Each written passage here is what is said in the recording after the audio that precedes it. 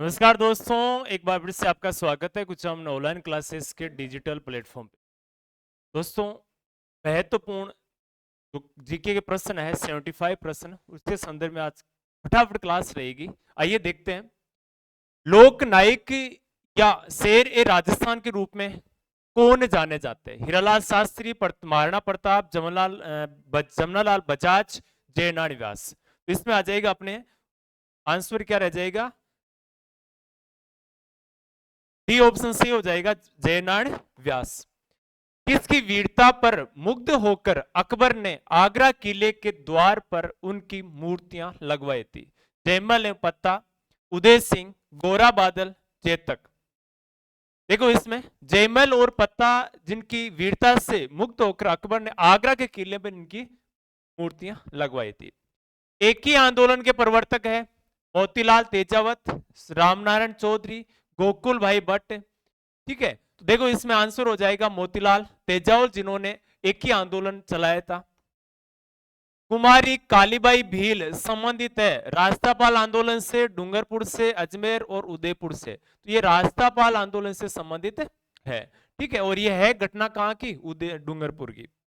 Next देखो, गोरा एवं बादल किस रानी से संबंधित है? यानी गोरा बादल है किससे संबंधित है? रंगदेवी, उमा देवी, सहज कंवर, रानी पद्मनी से।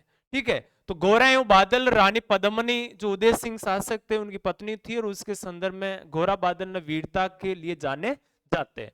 अब देखो विशेष बात आपके लिए रहेगी, पशु परिचर अपना स्कोर जांचे और 10 टेस्ट रहेंगे मात्र 20 रुपए में, नाम मात्र की फीस है। और आप अपना जो पशु परिसर की आपने तैयारी की है, उस तैयारी को मजबूत, कितनी मजबूती से आपने तैयारी की है, आपका लेवल जांच करने के लिए आप जितने तैयारी किए उसका एक स्कोर कार्ड आपके लिए रहेगा। 10 टेस्ट रहेंगे मात्र 20 रुपए में, यानी प्रति टेस्ट, एक टेस्ट आपके लिए 2 रुपए में उपलब्ध रहेगा। तो आपसे विशेष अनुरोध है ये टेस्ट ज्वाइन करें, और कुछ अमन ऑनलाइन क्लासेस ऐप अगर आपने डाउनलोड नहीं किया तो डाउनलोड करें, और ये 20 रुपए में यानी एक टेस्ट 2 रुपए में आप जल्द ही क्या करें, इसको परचेज करके आप अपना स्कोर जांचें। और जितने साथी जुड़े पशु परिचर से उनके लिए जबरदस्त क्रैश कोर्स का ऑप्शन है बहुत सस्ते दरों में ऐप पर, अगर आपने नहीं लिया तो फटाफट ज्वाइन करें। आइए नेक्स्ट देखते हैं।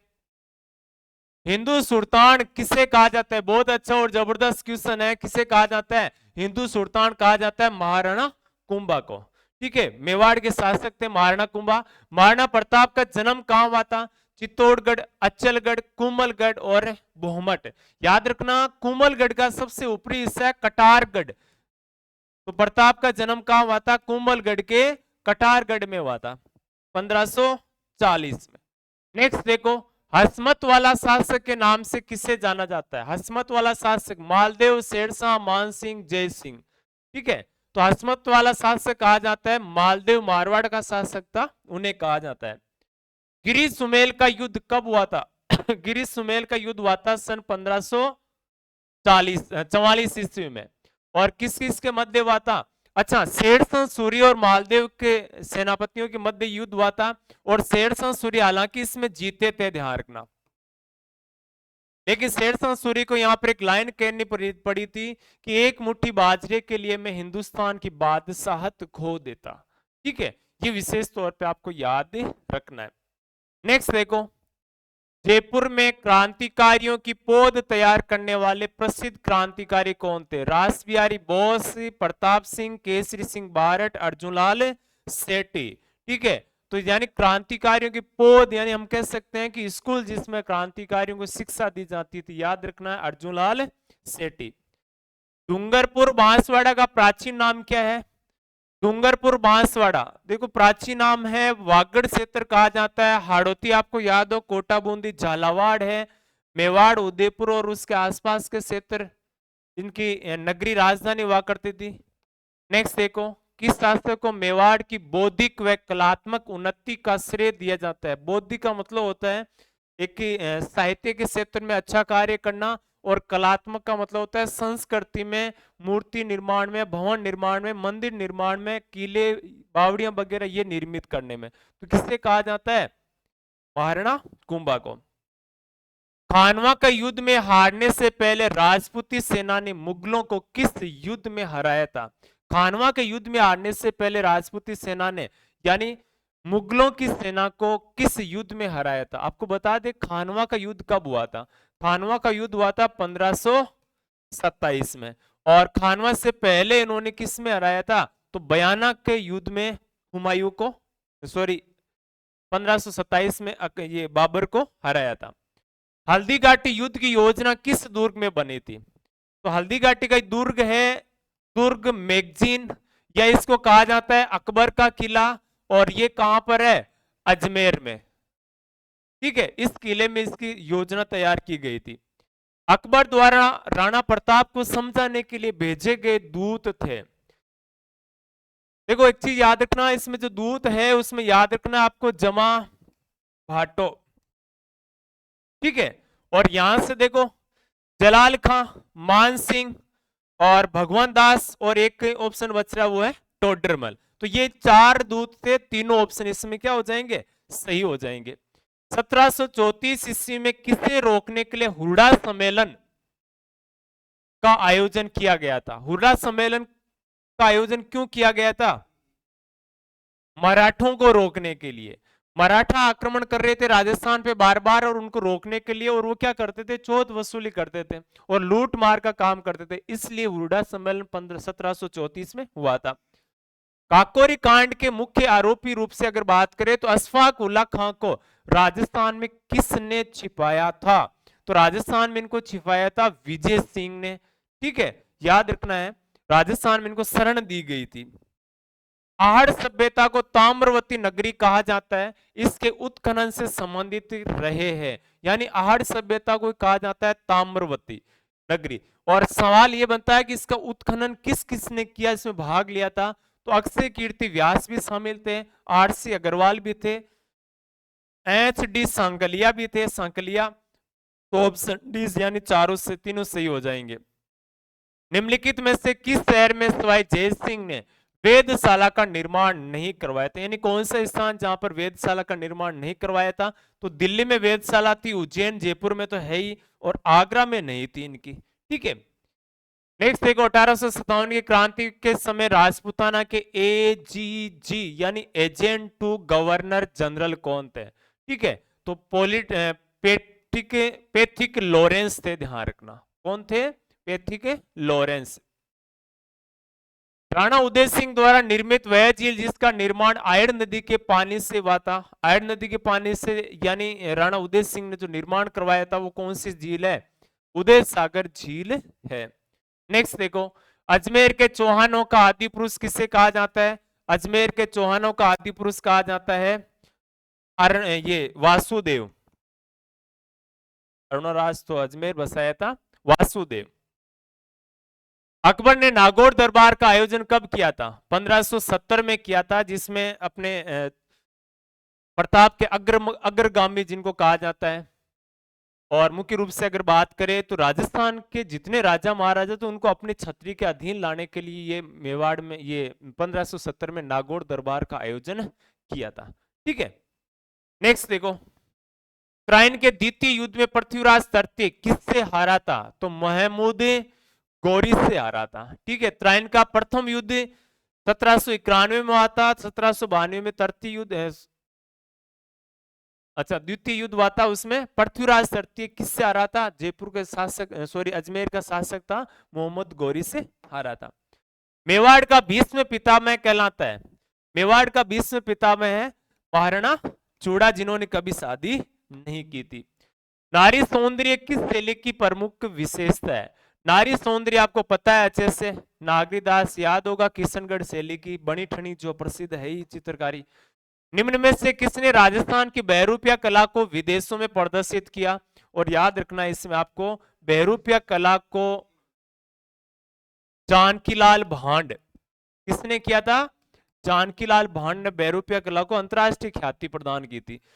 बीकानेर के प्रसिद्ध राजा जो मुगल शैली के उस्ता चित्रकारों को नागौर से बीकानेर लाए थे, यानी प्रसिद्ध राजा मुगल शैली का जो उस्ता कलाकार है उनको कहां से? लाहौर से नागौर बीकानेर लेकर आए थे। जयपुर या बीकानेर के शासक थे राय सिंह, उनके द्वारा लाया गया था।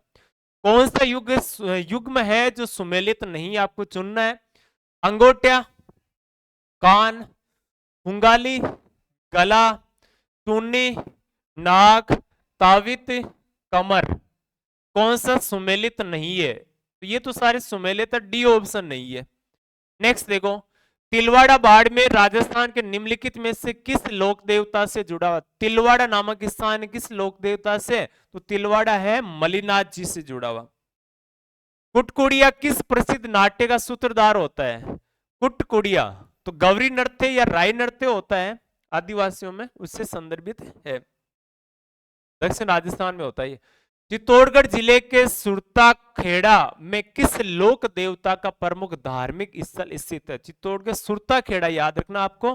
तो कौन से लोक देवता के लिए प्रसिद्ध है? सुरता खेड़ा रामदेव जी। रामदेव जी का वैसे आपको उडू काश्मीर बाड़मेर में जन्म, पोखरण जैसलमेर में इनका प्रसिद्ध जो मेला बढ़ता है समाधि स्थल है। और एक प्रसिद्ध स्थान याद रखना है सुरता खेड़ा चित्तौड़गढ़ में मेला बढ़ता है। निम्नलिखित कथनों पर विचार करें और नीचे दिए गए कोड के आधार पर प्रश्न का उत्तर दें। निर्जला एकादशी ज्येष्ठ शुक्ल एकादशी को मनाई जाती है। जेठ का महीना जो चांद होता है ना, उसमें मनाए जाते हैं निर्जला एकादशी। गुरु पूर्णिमा आषाढ़ पूर्णिमा को मनाई जाती है। बड़ी तीज भाद्रपद कृष्ण तृतीया को मनाई जाती है। अब त्योहारों से संबंधित कथनों पर आपको क्या करना है, कौन सा सही है वो कथन चुनना है। तो इसमें देखो 1 और 2। अच्छा मैं एक चीज बता दूं, कथन ये भी सही है, ये तीनों सही है। तो ऑप्शन क्या हो जाएगा? डी ऑप्शन राइट हो जाएगा। राजस्थान के आभूषणों से संबंधित निम्नलिखित कथनों में कौन सा कथन गलत है? गलत कथन आपको चुनना है। चूड़ी यानी बंगड़ी कलाई में पहने जाती है, बिल्कुल। चूड़ियां हाथों में पहने जाती है। चुरलिया कानों में पहना जाता है, बिल्कुल। फीणी को टकने में पहना जाता है। फीणी ये टकने में नहीं पहने, टकने मतलब घुटनों से नीचे। पोलरा जो पैरों में पहना जाता है। बाकी ऑप्शन सही है, इसमें आपको गलत कथन चुनना है। वो कौन सा है? फीणी। किसी वंश अथवा व्यक्ति विशेष की उपलब्धियों या घटना विशेष पर प्रकाश डालने वाली कृतियां क्या कहलाती है? यानी जिससे किसी वंश के बारे में चर्चा करनी हो या किसी उपलब्धियों के बारे में घटना विशेष के प्रकाश डालने वाली जो कृतियां होती है, उसको क्या कहा जाता है? ख्यात कहा जाता है, वाद कहा जाता है, वचनिका कहा जाता है, या फिर प्रकाश कहा जाता है। जिसको कहा जाता है प्रकाश। ये इंडो आर्यन भाषा परिवार की एक राजस्थानी भाषा है और राजस्थान के चूरू, झुंझुनू, सीकर जिलों में लगभग 30 लाख लोगों द्वारा बोली जाती है। भाषा का नाम बताएं। तो कौन सी भाषा है? यानी आपको अच्छे से पता है चूरू, झुंझुनू और सीकर में कौन सी क्षेत्र आता है? ये शेखावाटी क्षेत्र आता है। तो इसमें जो भाषा बोली जाती है कौन सी है? शेखावाटी। बूंदी के 19वीं सदी में वह कवि कौन है जो राजस्थान भूषण के नाम से जाने जाते हैं? क्योंकि इन्होंने वीर सतसई और वंश भास्कर के माध्यम से वीर काव्य को पुनर्जीवित किया था। ये थे सूर्यमल मिश्रण जो बूंदी के थे। नेक्स्ट देखो, राजस्थान की कौन सी शैली श्रावक प्रतिक्रमण चूर्ण सूत्र चूर्णी चित्रकार पर आधारित प्राचीन संग्रह है? कौन सी शैली प्राचीन संग्रह? तो मेवाड़। नेक्स्ट देखो, निम्न में से वाद्य यंत्र का प्रयोग बगड़ावतों की कथा कहने वाले गुज्जर जो भोपे होते हैं ना, उनके द्वारा किया जाता है। तो भोपे गुज्जर बगड़ावतों की जब कथा कहते हैं तो वो किसका प्रयोग करते हैं? जंतर का प्रयोग करते हैं। ऑप्शन सी सही हो जाएगा। कौन सा महोत्सव, मेला या उत्सव अपेक्षाकृत पहले मनाया जाता है? यानी सबसे पहले कौन सा उत्सव आता है? तो ऊंट महोत्सव सबसे पहले आपको लगभग जनवरी फरवरी में आता है। मेवाड़ के किस प्रसिद्ध शासक ने राजमहल में चित्तौरों की ओवरी नामक कला विद्यालय स्थापित किया था? तो किसने किया था? यानी मेवाड़ के संदर्भ में बात आती है तो महाराणा यानी राणा जगत सिंह प्रथम नाम याद रखना है। चित्तौरों की ओवरी, ठीक है। आदिवासी स्त्रियों द्वारा सबसे प्राचीन वस्त्र है, कौन सा प्राचीन वस्त्र है? तो याद रखना नानड़ा। घूमर लोक नृत्य को संरक्षित करने और बढ़ावा देने के लिए राजस्थान में रिक्त स्थान दिया। यहाँ पे राजस्थान में गणगौर घूमर नृत्य अकादमी स्थापित यानी कब की गई थी? तो सन 1986 में स्थापित की गई थी। तालबंदी गायकी राजस्थान के किस क्षेत्र में प्रचलित है? पूर्वी, उत्तरी, पश्चिमी, दक्षिणी। तो तालबंदी जो गायकी है वो कहाँ की है? पूर्वी राजस्थान की है। निम्न में से कौन से लोक देवता फेरों के बीच में ही उठकर देवल चारणी की गायों को छुड़ाने के लिए चले गए थे? तो याद रखना इसमें कौन सा हो जाएगा? पाबूजी, जो अमरकोट, मान लो कि इनका विवाह हो रहा था, बीच में देवल चारणे की गायों को छुड़ाने के लिए, यानी इन्होंने 3.5 फेरों में उठकर आ गए थे। निम्नलिखित में से कौन सा आभूषण कान पर पहना जाता है? तो याद रखना टीका, बुल्ली, टोंटी, रिमझोल। कान में पहना जाने वाला, कान पर पहना जाने वाला होता है टोंटी। राजस्थान में गणगौर महोत्सव किसके लिए श्रद्धा से मनाया जाता है? देवी पार्वती और भगवान शिव के। आपको अच्छे से पता है कि गणगौर क्यों मनाया जाता है? तो देवी पार्वती और भगवान शिव की श्रद्धा के तौर पर मनाया जाता है। कुचामणी ख्याल के बारे में निम्नलिखित में से कौन सा कथन सही है? आपको मैं बता दूं, हम बात कर रहे हैं कुचामन ऑनलाइन क्लासेस की तरफ से, और हम यहां से एक प्रसिद्ध ख्यात की बात करें तो वो है कुचामणी ख्याल। कुचामणी ख्याल प्रवर्तक लच्छीराम थे, प्रसिद्ध भी है। कुचामणी ख्याल के लोक गीतों की प्रधानता है इसमें। यह ख्याल साय से लेकर सुबह तक जारी रहता है। इसमें पुरुष पात्र स्त्री का अभिनय नहीं करते, यानी कौन सा सही नहीं वाला पूछा है, ध्यान रखना।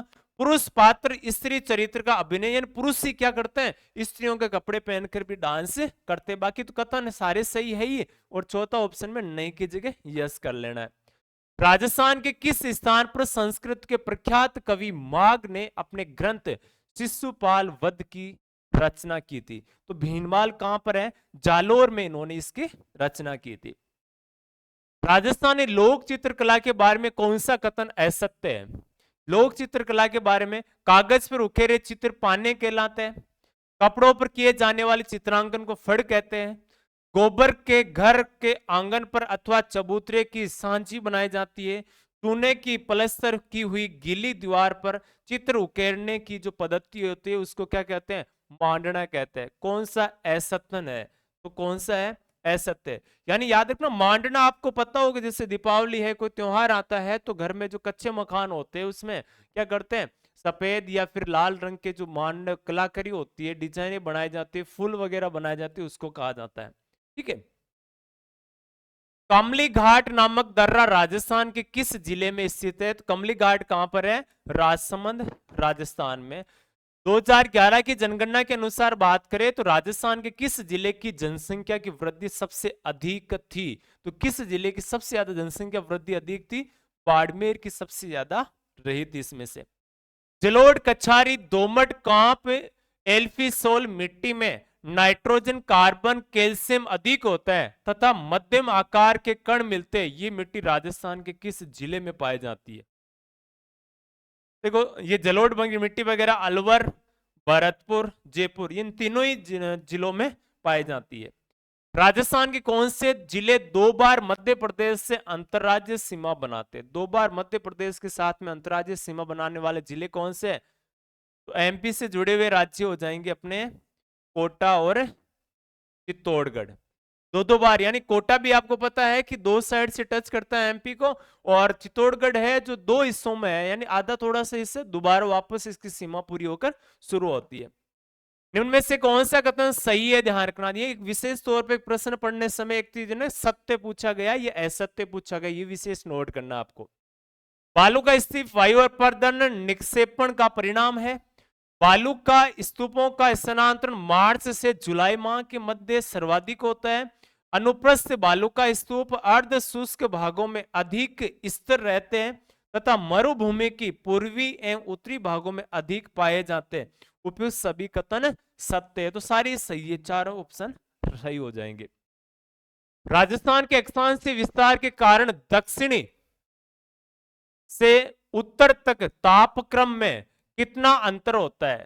तापक्रम में अंतर कितना होता है? ज्यादा नहीं होता, 10 से डिग्री सेल्सियस होता है। गोडवार प्रदेश किस बेसिन को कहते हैं? गोडवार प्रदेश कहा जाता है अपने लूणी नदी जहां बहते हैं उस क्षेत्र को गोडवार प्रदेश कहा जाता है।